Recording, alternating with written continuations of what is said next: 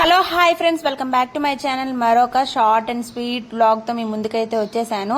And video చూసే ముందు like ఇచ్చి వీడియోని అయితే పూర్తిగా చూడండి. ఈ రోజు వచ్చేసి ఇంకా మంగళవారం అంటే బుధవారం వ్లాగ్ అయితే మీకు పెడుతున్నాను. ఇంకా మంగళవారమే ఇంకా సంతలో అన్ని తీసుకొస్తారు కదా, అవన్నీ నేను సర్దేసుకుంటాను. కానీ ఆ రోజు కొంచెం బద్ధకంగా ఉండి కొత్తిమీరని అయితే సర్దలేదనమాట. నేను ఎప్పుడు కూడా కొత్తిమీరని ఇలాగే స్టోర్ చేసుకుంటాను. ఒక ప్లాస్టిక్ బాక్స్ లో పేపర్ వేసుకొని అట్లా చిన్న చిన్న ముక్కలుగా కట్ చేసుకొని అయితే దాంట్లో వేసుకొని మళ్ళీ పైన మూతకు కూడా పేపర్ అయితే వేసి పెడతానమాట. వారం 10 రోజుల వరకు కూడా చెడిపోదనమాట. మా అత్తమ్మ వాళ్ళు అంటూ ఉంటారు, పక్కన అత్తమ్మ వాళ్ళు, నీకు ఇంకా కొత్తిమీర అట్లా ఫ్రెష్గా ఉంటుంది అని చెప్పేసి. వాళ్ళైతే డైరెక్ట్ అట్లా ఫ్రిడ్జ్ లో పెట్టేసుకుంటారు. అలా కాదు అత్తమ్మ, ఇలా పెట్టుకోవాలి అని చెప్తూ ఉంటాను అనమాట.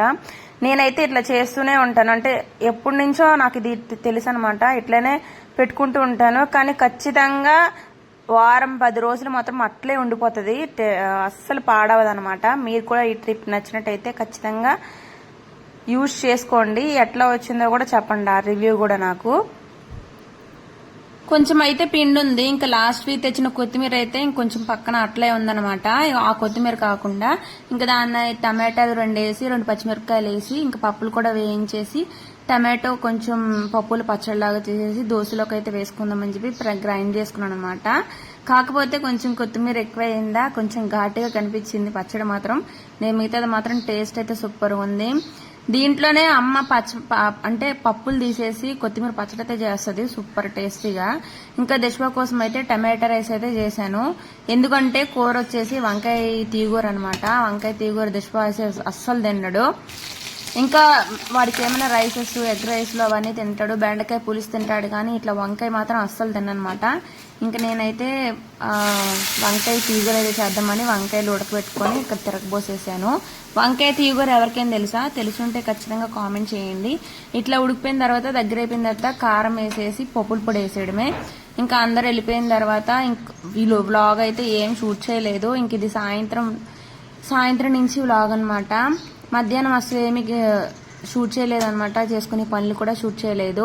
ఇంకా సాయంత్రం వచ్చేసి పొయ్యి మంటేద్దామని చెప్పేసి వాటర్ అయితే తోడేసుకున్నాను గుణానికి. వర్షం పడడం వల్ల కట్టెలు అయితే అస్సలు మండలేదనమాట. ఇంకా పేపర్లు అవన్నీ కవర్లు అవన్నీ పెట్టి మంటేస్తున్నాను.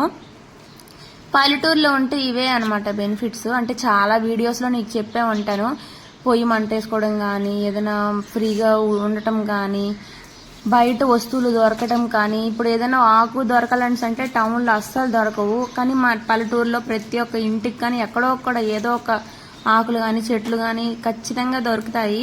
అందులోనే ఈ కట్టెల పొయ్యి మీద మంట వేసుకొని స్నానం చేయటము చాలా మంచిదని చెప్తారు, ఆ గీజర్లు హీటర్ల వల్ల. కానీ కొన్నిసార్లు తప్పదు కదా, ఖచ్చితంగా నేను గీజర్ అయితే వాడతాము. అది కూడా మార్నింగ్ టైం అనమాట. ఇంకా మార్నింగ్ దిష్వా కోసం వాళ్ళ నాన్న కోసమే ఇంకా మంట వేయాలని చెప్పేసి ఇంకా వాళ్ళిద్దరు హీటర్లో పోసుకుంటారు పొద్దున పూట. మేము సాయంత్రం పూట అయితే ఇట్లా ఇంకా అందరూ చేసుకుంటారు కదా అని చెప్పేసి సాయంత్రం పూట ప్రతిరోజు వర్షం కానీ పడకపోతే పొయ్యి అయితే మంటేసుకుంటాము. ఈ రోజేమో పొయ్యి బాగానే మండింది అనమాట. తర్వాత మళ్ళీ ఆరిపోయింది పచ్చికట్టెల వల్ల. ఇంకా నైట్ డిన్నర్ లోకి అయితే ప్రిపరేషన్స్ అయితే చేసుకుంటున్నాను. ఏం చేయాలని వెజిటేబుల్స్ అయితే 2-3 రకాలు ఉన్నాయి. ఇంకా వెజిటేబుల్ రైస్ అయితే చేసేద్దాం అనుకుంటున్నాను. ఇంతలోగా బియ్యం అయితే నానబెట్టాను ఇడ్లీ కోసమని. మామ ఇప్పుడు బియ్యం అయితే తీసుకొచ్చారు. ఈసారి అన్ని కలగలిపి అయితే ఉన్నాయన్నమాట. అంటే ఉప్పుడు బియ్యము, రేషన్ బియ్యము, నూకలు, మామూలుగా సన్న రైస్ అవన్నీ ఉన్నాయి కలగలిపి. మనం విడివిడిగా వేసుకోవసరం లేదు. ఆ రైస్ అయితే అమ్ముతున్నారంట, అందుకని చెప్పి ఆ మూట అయితే తీసుకొచ్చారు.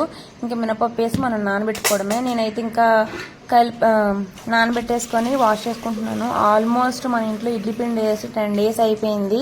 ఉప్పుడు బియ్యం లేకపోతే అసలు ఈ సైడ్ ఇడ్లీలే లేనట్లే అనమాట. మన సైడ్ ఏంటంటే బియ్యం ఉంటే చాలు, రవ్వ ఉంటే చాలు. కానీ ఇటు సైడు ఆ ఉప్పుడు బియ్యం ఉంటేనే తింటారు, అంటే ఇడ్లీకి అలాగా. ఇంకా నేనైతే వెజిటేబుల్స్ అన్ని రెడీ చేసుకున్నాను. వెజిటేబుల్స్ వచ్చేసి క్యారెట్, ఉల్లగడ్డ అండ్ బీట్రూట్, పుదీనా అదే మన చెట్లోనే ఉందనమాట. ఇంకా అవన్నీ కడుక్కొని వాష్ చేసేసుకొని కట్ చేసేసుకున్నాను. చాలా వరకు బీట్రూట్ వేయటం వల్ల రైస్ కలరే చేంజ్ అయిపోయిందని చెప్పచ్చు. నార్మల్గా క్యారెట్, ఉల్లగడ్డ వేస్తాం కదా, అవి వేసినప్పుడు అసలు కలర్ అట్లా ఏమీ రాలేదు. కానీ ఈ వేసిన తర్వాత మాత్రం ఫుల్ కలర్ చేంజ్ అయిపోయింది.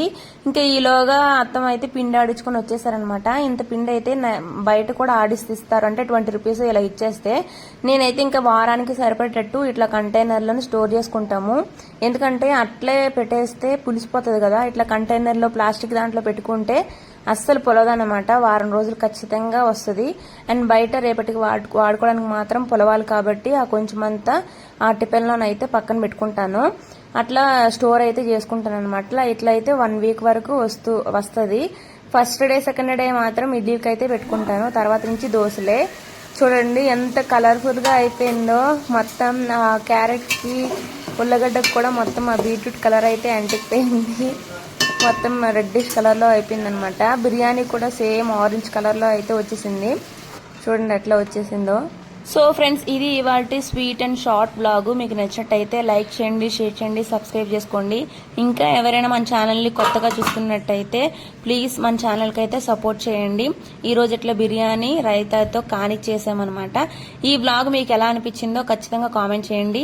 ఇంకా నా గురించి ఏమైనా తెలుసుకోవాలంటే కామెంట్ బాక్స్లో కామెంట్ చేసేయండి. వీడియో నచ్చితే లైక్ చేయండి. Thanks for watching. Bye bye. Please subscribe.